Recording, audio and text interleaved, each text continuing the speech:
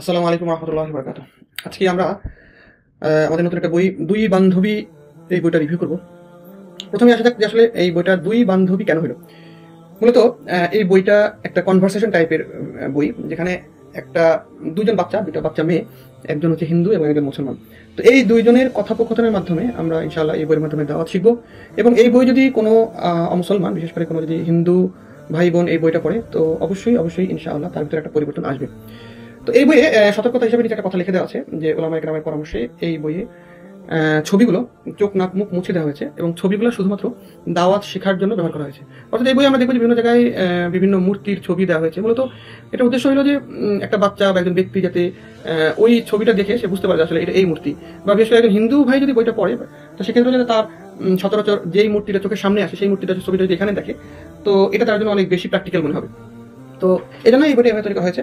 আর এই বইয়ে মূলত আমরা যে বইগুলোর কে অনুসরণ করছি বা যে বইগুলো থেকে তথ্য সংগ্রহ করা হয়েছে, তো এর ভিতরে হিন্দু ভাইদের দাওয়াত দেওয়ার পথ পদ্ধতি মুফতি জুবাইর আহমেদ সাহেব, আর হচ্ছে যে ইসলাম ও হিন্দু ধর্মের সাদৃশ্য ডক্টর জাকির নায়েক। আর এর বাইরে বেদ, যে 4 ধরনের বেদ আছে, ঋগ্বেদ, যজুর্বেদ, সামবেদ, অথর্ববেদ, পুরাণ, শ্রীভগবদ্গীতা, এবং এইগুলো থেকেও আমাদের এই বইতে তথ্য সংগ্রহ করা হয়েছে। তো আমরা এখন দেখবো যে বইটা কি কি অংশে ভাগ করা হয়েছে। তো এই বইটা একেবারে প্র্যাকটিক্যালি, অর্থাৎ একজন ব্যক্তি, মুসলমান ব্যক্তি একজন হিন্দু বা মুসলমান ব্যক্তিকে দাওয়াত দেওয়ার শুরু থেকে শেষ পর্যন্ত যে ধাপগুলো অনুসরণ করতে হবে সবগুলো ধাপ এখানে আলহামদুলিল্লাহ আছে। তো প্রথমেই আমাদের আছে সম্বোধন। তো প্রথম সম্বোধনেই একজন মুসলমান যেই ক্যারেক্টারের, এটা একটা কমিক্সের অনুসরণ করে করা হয়েছে। আমরা ছোটবেলায় বিভিন্ন ধরনের কমিক্স পড়েছি, এই কমিক্সকে অনুসরণ করে করা হয়েছে এবং ডিজাইনগুলো আলহামদুলিল্লাহ খুবই প্রিমিয়াম করা হয়েছে এবং যে বিষয়ে আলোচনা হচ্ছে সেই বিষয়টাকে সামনে ব্যাকগ্রাউন্ডে করা হয়েছে। তো প্রথমে এই মুসলমান যেই বোনটা, সে হচ্ছে তার নাম ফাতেমা, আর হিন্দু যে বোনটা তার নাম পূজা। তো পুরো বইটা জুড়ে হচ্ছে এই ফাতেমা এবং পূজা, এদের দুজনের কনভারসেশন। তো এখানে লক্ষণীয় বিষয় হচ্ছে যে ফাতেমা কিন্তু বোরকা পরা, নিকাব পরা, কিন্তু পূজা কিন্তু বোরকা নিকাব পরা নেই।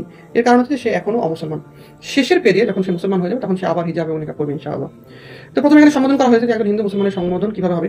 তো এরপরে তুলে ধরা হয়েছে সাদৃশ্য, যে একজন মুসলমানের সাথে একজন হিন্দু ভাই বোন বা মুসলমান ভাই বোনদের কি সাদৃশ্য থাকে, এই সাদৃশ্যগুলো তুলে ধরা হয়েছে। তো সাদৃশ্য তুলে ধরার পরে আমাদের প্রথম দাওয়াতের একটা অংশ হিসেবে আসছে একত্ববাদ। একত্ববাদের ভিতরে এই আমাদের মালিক, যে সৃষ্টিকর্তা, যে একজন, তো এটা প্রমাণ করা হয়েছে এখানে বিভিন্নভাবে। এটা হচ্ছে যে কোরআন থেকেও এটা প্রমাণ করা হয়েছে, ঠিক একইভাবে এর সাথে বেদের ভিতরেও যে মন্ত্রগুলো আছে বেদ দিয়েও প্রমাণ করা হয়েছে যে মালিক একজন। আচ্ছা, তো এখানে এই যে কিউআর কোডটা আছে, যে এখানে যেহেতু ফাতেমা বোন ফাতেমা সূরা ইখলাস থেকে শুনতে চায়, সেক্ষেত্রে এই বারকোড স্ক্যান করলে একেবারে তেলাওয়াতটা খুব সুন্দরভাবে শুনতে পারবেন ইনশাআল্লাহ। তো এখানে এরপরে যে বেদগুলো আছে, যেই বেদের বিভিন্ন পরিচয় দেওয়া আছে এবং বেদে একত্ববাদ সম্পর্কে যা যা আছে সবগুলো এখানে দেওয়া আছে। তো এরপরে একটা চ্যাপ্টার আছে আমাদের হিন্দু ধর্ম, যে হিন্দু যে আসলে কোনো ধর্ম নয়, তো হিন্দু কিভাবে আসলো এই বিষয়টা এখানে তুলে ধরা হয়েছে। তো এরপরে যে মূর্তি পূজা সম্পর্কে বিস্তারিত একটা বিষয় আছে এবং হিন্দুদের যে প্রধান যাদের পূজা করা হয় ব্রহ্ম বিষ্ণু শিব, এই ব্রহ্ম বিষ্ণু শিব সম্পর্কে একটা চ্যাপ্টার আছে যেখানে ব্রহ্ম বিষ্ণু শিবের পরিচয় তুলে ধরা হয়েছে।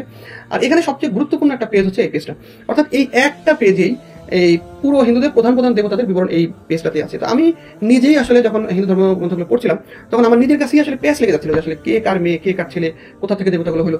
তো অনেক ঘাটাঘাটি করার পরে যখন আমার কাছে এই কনসেপ্টটা ক্লিয়ার হলো, তো তখন আমি দেখলাম যে আমি যদি সিম্পল একটা টেবিল করি, তো একটা টেবিলে পুরো দেবতার পরিচয় চলে আসে। তো এটা হচ্ছে সেই টেবিলটা আলহামদুলিল্লাহ। তো এখানে হিন্দুদের মূল যে দেবতা সেটা হচ্ছে শিব পার্বতী। তো শিব আর পার্বতী এরা দুজন হচ্ছে স্বামী স্ত্রী। তো এই যে পার্বতী, এই পার্বতীর আর একটা রূপ হচ্ছে শ্রী দুর্গা। আবার এই শ্রী দুর্গার সংহারী রূপ, অথবা শ্রী দুর্গা, এটা একটা ঘটনা আছে যে স্বর্গে যখন দেবতারা আক্রমণ করে, তো ওই সময় রক্তবীজকে কেউ মারতে পারছিল না, কারণ রক্তবীজ এটা একটা কাল্পনিক কাহিনী, তাদের পুরাণ এই ঘটনাগুলো আছে। তো রক্তবীজের এক ফোঁটা রক্ত মাটিতে পড়ার সাথে সাথে এখান থেকে আরো রক্তবীজ তৈরি হতো। তো এই সময় যখন শ্রী দুর্গা দায়িত্ব নেয় যে এই স্বর্গকে উদ্ধার করতে হবে, তখন শ্রী দুর্গা প্রথম যুদ্ধ শুরু করে। শ্রী দুর্গা যখন এই রক্তবীজকে হত্যা করতে পারছিল না, এই সময় তৈরি হয় শ্রীকালী। এটা বেদে যেভাবে আছে যে শ্রী দুর্গার 2 ভ্রুর মাঝখান থেকে শ্রীকালী তৈরি হয়েছে। তার মানে শ্রী দুর্গা শ্রীকালী মূলত পার্বতীরই একটা ভিন্ন ভিন্ন রূপ, এটা হচ্ছে পুরাণে আছে। এরপর শ্রী দুর্গার পরিবার, এটা হচ্ছে শ্রী দুর্গার পরিবার, এই পরিবারই সব দেবদেবী আছে। তো শ্রী দুর্গার 2 মেয়ে আছে, একটা হচ্ছে সরস্বতী, একজন হচ্ছে লক্ষ্মী। আর শ্রী দুর্গার 2 ছেলে, একটা হচ্ছে কার্তিক আর হচ্ছে গণেশ। এরা সবাই দেবতা। যেমন মেয়ে সরস্বতী বিদ্যা দেবী, তারপর লক্ষ্মী হচ্ছে ধন সম্পত্তি দেবী, কার্তিক হচ্ছে যুদ্ধ বা এগুলোর দেবতা, গণেশ হচ্ছে সফলতা দেবী। আচ্ছা, তো এর ভিতরে এই সরস্বতী এবং লক্ষ্মী এক হিসেবে ভাগ্যবান, কারণ তাদের বিয়ে হয়েছে আরো বড় দেবতার সাথে। তো সরস্বতীর বিয়ে হয়েছে স্বামী ব্রহ্মার সাথে, ব্রহ্মা হচ্ছে আবার সৃষ্টি দেবতা। অন্যদিকে লক্ষ্মীর বিয়ে হয়েছে স্বামী বিষ্ণুর সাথে, বিষ্ণু হচ্ছে আবার এই হিন্দুদের, তারা বিশ্বাস করে যেটা তাদের পালন কর্তা। এদিকে বিষ্ণুর যে অবতার, এর 1, 2, 3 এরকম আরো অবতার আছে, কিন্তু আমরা শুধুমাত্র সপ্তম আর অষ্টম অবতারকে নিয়ে এসেছি, এই দুজনই গুরুত্বপূর্ণ। কারণ যেহেতু আমাদের হিন্দু সমাজে সাধারণত রাম এবং শ্রীকৃষ্ণ এই দুজনকে মানুষ চিনে, তো সেই হিসেবে এই বিষ্ণুর সপ্তম অবতার হচ্ছে রাম এবং অষ্টম অবতার হচ্ছে শ্রীকৃষ্ণ। তো এখানে এই শ্রী দুর্গার কিভাবে এই যে 10 হাত হলো, তো পুরাণ রচয়িতারা প্রথমে দুর্গার 4 হাত, 8 হাত, 16 হাত, 18 হাত পর্যন্ত দিয়েছিল। তো এরপরে 10টা দিক বিবেচনায় 10 হাত এটি সিদ্ধান্ত নেয় এবং এখন পর্যন্ত 10 সাথী আছে।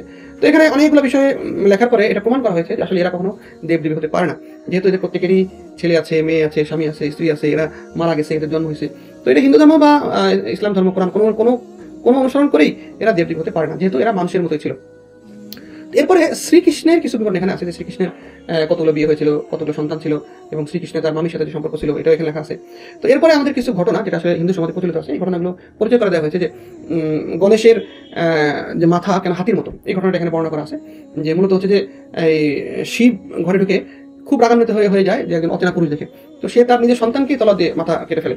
তো কেটে ফেলার পর যখন তার হুঁশ হয়, পার্বতী যখন কান্নায় ভেঙে পড়ে, তখন সে প্ল্যান করে যে আমি বনে গিয়ে সর্বপ্রথম যে পশু পাবো তার মাথায় এনে আমি এই ইসের মাথায় লাগাই দিব, গণেশের মাথায় লাগিয়ে দেবো।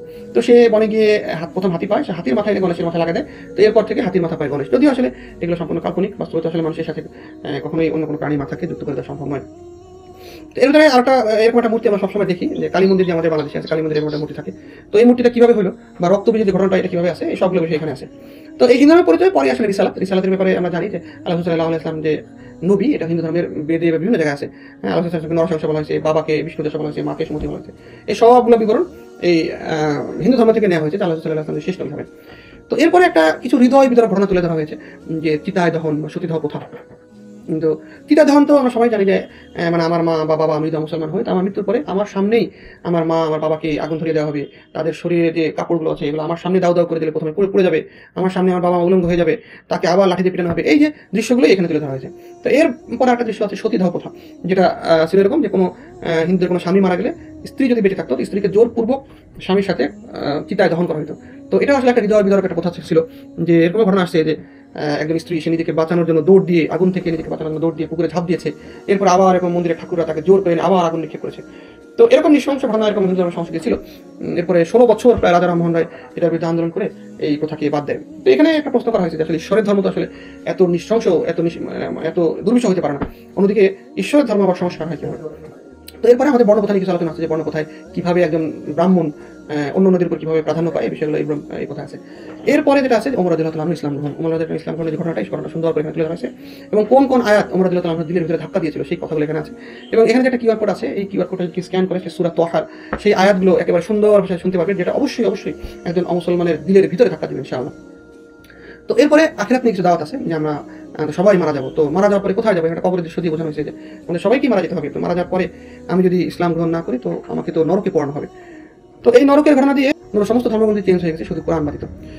তো আরো এখানে আখিরাতের কিছু দাওয়াত দেওয়ার পরে একটা পর্যায়ে গিয়ে পূজা স্বীকার করে যে ঠিক আছে ইসলাম ধর্ম সঠিক এবং আমি ইসলাম গ্রহণ করবো। তো এরপরে এই ফাতিমা পূজাকে কালিমা পড়ে দেয়, কালিমা শাহাদাত পড়ে দেয়, আশহাদু আল্লা ইলাহা ইল্লাল্লাহু ওয়াহদাহু লা শারীকা লাহু ওয়া আশহাদু আন্না মুহাম্মাদান আবদুহু ওয়া রাসূলুহু। এই পর্যায়ে সে কালিমা শাহাদাত পড়ানো হয়, সে মুসলমান হয়, এবং মুসলমান হওয়ার পরে পূজার নাম হয়ে যায় আয়েশা। তো এটা আমরা দেখতে পাচ্ছি যে এর আগে পূজা ছিল পর্দা করতো না, মুসলমান হওয়ার পরে সে হিজাব পরা শুরু করে। তো এটাই ছিল আমাদের এই দুই বান্ধবীর একটা সংক্ষিপ্ত রিভিউ। আর এরপরে আলহামদুলিল্লাহ এখানে ইসলাম হিন্দু সাদৃশ্যের যে পয়েন্টটা লেকচারটা এখানে দেওয়া আছে, কোরআন আধুনিক বিজ্ঞান ডক্টর জাকির নায়েকের লেকচারটা দেওয়া আছে, এখানে আল কোরআনের পুরো অনুবাদ, বাংলা অনুবাদ, তেলাওয়াত সহ এখানে দেওয়া আছে। আশা করি কেউ যদি পুরো বইটা পড়ে, খুবই ছোট্ট একটা বই, পুরো বইটা যদি পড়ে এবং কিউআর কোডগুলো যদি স্ক্যান করে যদি ভিডিওগুলো দেখে, অবশ্যই ইনশাআল্লাহ যদি আল্লাহ তাআলা তৌফিক দেয়, তো অবশ্যই একজন অমুসলমানের দিলের ভিতরে ইনশাআল্লাহ ধাক্কা লাগবে, এবং আল্লাহ চাইতো সে দিনের উপরে ফিরে আসতে পারে। আর এখানে একটা নিচে একটা কোটেশন দেওয়া আছে যে এই বইয়ের চরিত্রগুলো কাল্পনিক, কারো ধর্মীয় অনুভূতিতে আঘাত করা এই বইয়ের উদ্দেশ্য নয়। আল্লাহ তাআলা আমাদের সবাইকে দিনের জন্য এবং দাওয়াতের জন্য কবুল করুন। আসসালামু আলাইকুম ওয়া রাহমাতুল্লাহি ওয়া বারাকাতুহু।